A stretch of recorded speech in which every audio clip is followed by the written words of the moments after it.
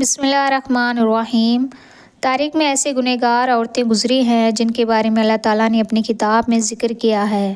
یہ عورتیں نہ صرف انسانوں کی گمراہی کا باعث بنیں بلکہ بعض اللہ تعالیٰ کے انبیاء اکرام کو قتل کرنے میں بھی پیش رہیں۔ نمبر 1، حضرت لوط علیہ السلام کی بیوی۔ اردن اور اسرائیلی سرحدوں پر جہاں ٹیٹسی نمک کی پانی کی جھیل موجود ہے، نمک سے بھری اس جھیل میں آج زندگی کا کوئی نام و نشان نہیں ہے۔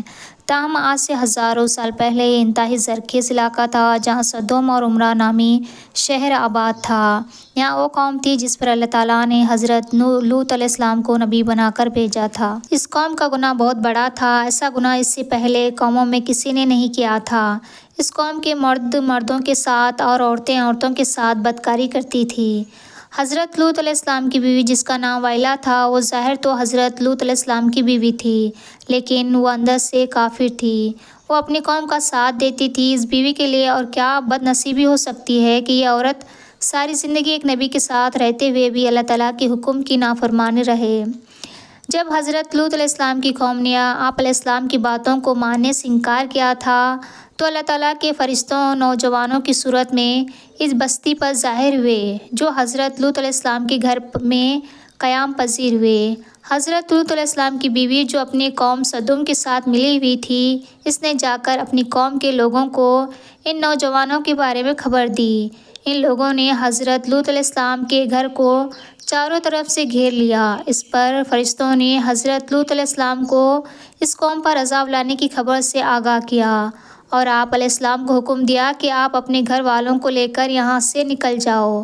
حضرت لوط علیہ السلام ابھی راستے میں ہی تھے کہ ان لوگوں پر اللہ تعالیٰ کی طرف سے پتھروں کی بارش ہو گئی۔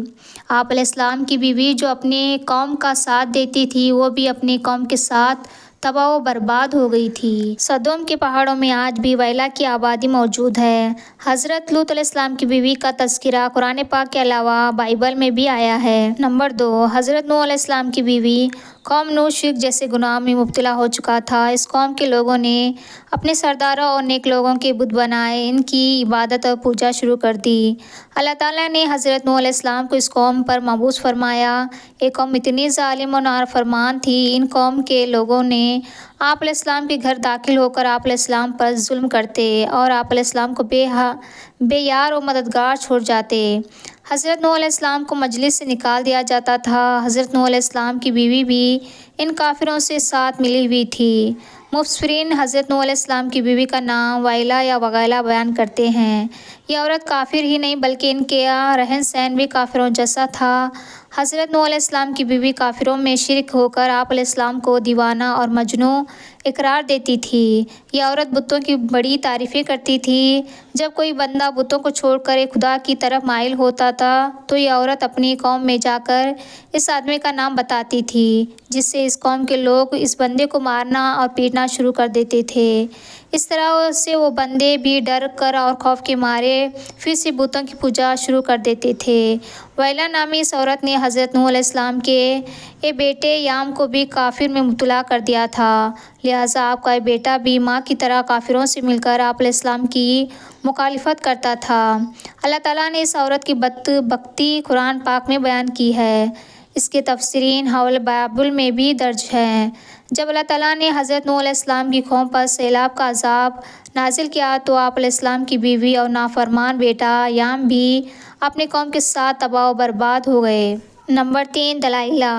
دلائلہ وہ عورت ہے جس کا نام کئی صدیوں سے بے وفائی اور دغا بازی میں بہت ہی مشہور ہے۔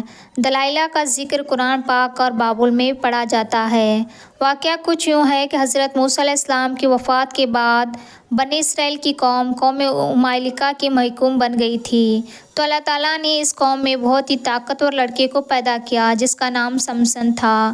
سمسن اس قدر طاقتور تھا کہ اکیلا ہی کئی ہزار بندوں کا مقابلہ کر لیتا تھا۔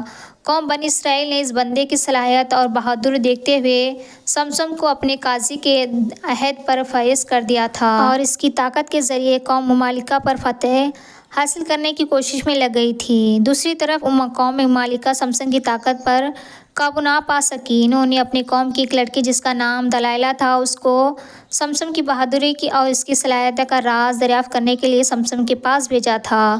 سمسم اس لڑکی کو دیکھ کر پاگل ہو گیا، وہ اس کی محبت میں دیوانہ ہو گیا۔ اس نے اس لڑکی کو اپنی صلاحیت کے ذریعے سب راز بتا دیے تھے۔ سمسم نے کہا کہ اس کی طاقت کا راز اس کے لمبے بال ہیں۔ ایک دن موقع پاتے ہی دلائلہ نے سمسم کے لمبے بال کاٹ دیے تھے۔ اسی رات قوم ممالکہ نے بھی سمسم پر حملہ کر کے اس کو گرفتار کر لیا تھا۔ جب ایک دن قوم ممالکہ سمسم کو گرفتار کر کے جشن منا رہی تھی تو سمسم نے اللہ تعالیٰ سے دعا کی، اے اللہ تعالیٰ مجھے معاف کر دے۔ اللہ تعالیٰ نے سمسم کی دعا کو قبول کرتے ہوئے اس کی تمام طاقت واپس لوٹا دی۔ جس ستون کے ساتھ سمسم کو باندھا گیا تھا، سمسم نے اس ستون کو اپنی طاقت سے کھینچا تو سارا کا سارا محل زمین پر گر گیا، جس کے نتیجے میں دلائلہ اور قوم ممالکہ کے بے شمار لوگ موت کی گھاٹ اتر گئے تھے۔ نمبر 4، جزابیل لبنان کے بادشاہ کی بت پرست بیٹی تھی۔ اس کی شادی قوم بنی اسرائیل کے بادشاہ عقیب سے ہوئی تھی۔ جزابیل نہ صرف عقیب کو بت پرست کی پوجا پر لگایا تھا، تمام ریاست میں ایک ہی خدا کو ماننے کی بجائے بے شمار بت بنائے گئے تھے تاکہ لوگ ان بتوں کی پوجا کرتے ہوئے گمراہی سے باہر ہی نہ نکلیں۔ ایک دن قوم کے نیک بندے یرمیہ علیہ السلام نے جزابیل اور اس کے شوہر کو کہا کہ تم سب لوگ بت کی پوجا کرنے کی بجائے ایک خدا کی عبادت کیا کرو، اس میں ہی تمہاری بھلائی ہے۔ اس ظالم عورت نے نیزے کا اتنا شدید وار کیا جس کی وجہ سے وہ بوڑھا آدمی شہید ہو گیا۔ حضرت یرمیہ علیہ السلام نے اس عورت کو بد دعا دی کہ بہت ہی جلد تیرے حسن و جمال بدن کو کتے نوچ نوچ کر کھا جائیں گے۔ اس کے بعد اللہ تعالیٰ نے اس قوم پر حضرت الیاس علیہ السلام کو بھیجا، تاہم یہ ملک ایمان لانے کی بجائے آپ علیہ السلام کو بھی مارنے کے لیے تیار ہو گئی تھی۔ پھر ایک دن حضرت یرمیہ علیہ السلام کی بد دعا رنگ لائی اور ملک اسرائیل پر سرحدوں کے قابل وحشی نے حملہ کر دیا۔ اس لوگوں نے ملک جزابیل کو زخمی حالت میں سڑک پر پھینک دیا تھا، یہاں تک کہ بہت سے جنگلی کتے جزابیل کے ارد گرد جمع ہو گئے تھے۔ کتے نے اس لاش کو نوچ نوچ کر کھا لیا۔ نمبر 5، عتالیہ حضرت الیاس علیہ السلام کے دور سے تعلق رکھنے والی یہ جزابیل کی بیٹی تھی جس کا نام عتالیہ تھا۔ یہ لڑکی بھی اپنی ماں کی طرح بہت ہی حسین و جمیل تھی۔ یہ بھی کافر تھی۔ اس کی شادی یہودا کے بادشاہ یہورام سے ہوئی تھی۔ اس قوم میں بھی ہر جگہ بتوں کی عبادت ہونے لگی تھی۔ اس قوم پر بھی وحشی لوگوں نے حملہ کیا تھا، جس کی وجہ سے وحشی لوگوں نے یہورام بھی قتل کرنا چاہا، لیکن یہ بادشاہ ایک غار میں چھپ گیا تھا، جس کی وجہ سے اس غار میں ہی اس بادشاہ کی موت واقع ہو گئی تھی۔ جب وحشی ملک عتالیہ اور اس کی بیٹی اغلیہ کو اپنے ساتھ ہی لے گئے تھے۔ ان ماں بیٹی کو بہت ہی زیادہ ذلیل کرنے کے بعد ماں اور بیٹی کو آزاد کر دیا گیا تھا۔ اس کے بعد عتالیہ نے بتوں کی عبادت سے توبہ کر کے حضرت موسیٰ علیہ السلام کے مذہب پر آ گئی تھی، لیکن اس تبدیلی کو سال بھی نہ گزرا تھا کہ عتالیہ پھر کفرانہ کاموں کی طرف لوٹ آئی تھی۔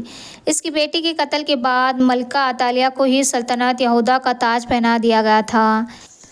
اس نے اپنی دولت کے نشے میں آ کر اپنے پوتوں کو قتل کروا دیا تھا، پھر اپنی رعایا پر بھی بہت سی ظلم و ستم کرنے لگی۔ تاہم اس کا پوتا جو اس سے جان بچانے میں کامیاب ہو گیا تھا، یہودا کے لوگوں نے اس کو اپنا بادشاہ بنا لیا تھا۔ یہ ملکہ عتالیہ اپنے محل کے باہر اپنی ہی قوم کے ساتھ بہت ہی ذلیل و رسوا ہو کر مر گئی۔ عتالیہ کا ذکر بھی بائبل میں تفصیل کے ساتھ موجود ہے۔ نمبر 6، ہیروڈیاس اگر تاریخی انسانی کی سب سے گنہگار عورت کہا جائے تو غلط نہ ہوگا، کیونکہ یہ عورت حضرت عیسیٰ علیہ السلام کے قتل کی ذمہ دار ہے۔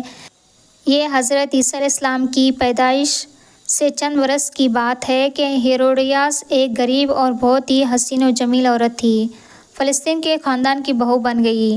ابتدا میں اس کی شادی شہنشاہ کے دوسرے بیٹے ہیروڈ سے ہوئی تھی اور اسی ہیروڈیاس کے گھر ایک لڑکی پیدا ہوئی۔ تاہم جب وراثت کی تقسیم کے بعد جب ہیروڈیاس نے دیکھا کہ سب سے طاقتور پھل کے بھائی انٹی باس کے حصے میں آئی ہے تو اس نے بھی اپنے شوہر کو چھوڑ کر انٹیاس باس سے ہی شادی کر لی تھی۔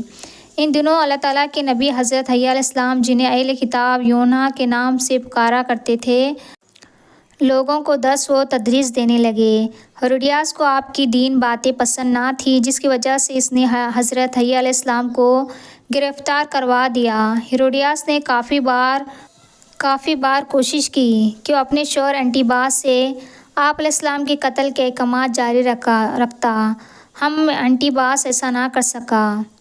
ہیروڈیاس کی بیٹی سلومی اب جوان ہو چکی تھی۔ جب اس نے حضرت عیسیٰ علیہ السلام کی معصومیت اور نور کو دیکھا تو آپ علیہ السلام پر فدا ہو گئی تھی۔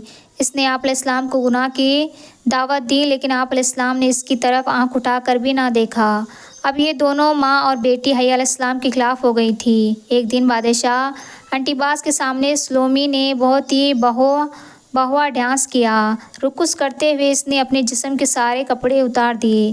اس رقص میں بادشاہ نے بہت ہی دلچسپی لی تھی۔ اس کو سلومی کا یہ رقص بہت ہی پسند آیا۔ اس نے سلومی سے کہا کہ تم کیا مانگتی ہو، میں تم کو حاضر کرتا ہوں۔ اس عورت نے جواب دیا کہ میں چاہتی ہوں کہ تم حضرت حیا علیہ السلام کو قتل کر دو۔ بادشاہ جو کہ بھرے ہوئے محفل میں سلومی سے عہد کر چکا تھا، اس نے حیا علیہ السلام کو شہید کروا دیا تھا۔ اس طرح سلومی اور اس کی ماں اس گناہ میں بھی شامل ہو گئی تھیں۔ نمبر 7، جمیل ابو لہب کی بیوی تھی جس کا اصل نام عرضہ بنت حرب ہے۔ اس کی آنکھیں کا پن نمونہ تھا جس کی وجہ سے اس کو لوگ کانی کہا کرتے تھے۔ قرآن پاک میں اللہ تعالیٰ نے ابو لہب اس کی بیوی کو اتنی سخت الفاظ میں کیا ہے کہ اس کی وجہ سے ابو لہب اور اس کی بیوی کا نبی کریم صلی اللہ علیہ وسلم کے ساتھ سخت مشکورانہ رویہ ہے۔ یہ دونوں میاں اور بیوی آپ علیہ السلام کو تکلیفیں اور اذیتیں پہنچانے کا کوئی بھی موقع ہاتھ سے نہیں جانے دیتی تھی۔ روایت کے مطابق جمیل نبی کریم صلی اللہ علیہ وسلم کی راہ میں کانٹے بچھایا کرتی تھی۔ جب سورہ لہب نازل ہوئی تو ابو لہب کی بیوی غصے سے بے قابو ہو گئی اور بہت ہی بڑا پتھر اٹھا کر مکہ میں آپ علیہ السلام کی تلاش میں نکل پڑی۔ ایک آبا میں ابو بکر صدیق رضی اللہ تعالیٰ عنہ کے سامنے اس حالت میں آئی کہ اس کے منہ سے بھاگ نکل رہی تھی۔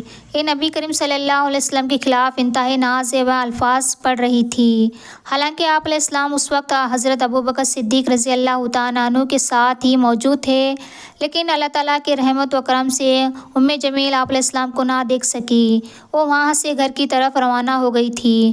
بے شک جمیل کی تاریخی بدبخت ترین عورتوں میں شامل ہے، کیونکہ اس نے نبی آخرالزمان سرور کائنات وجہ تحقیق کائنات حضرت محمد مصطفیٰ صلی اللہ علیہ وسلم کو بے شمار تکلیفیں پہنچائیں۔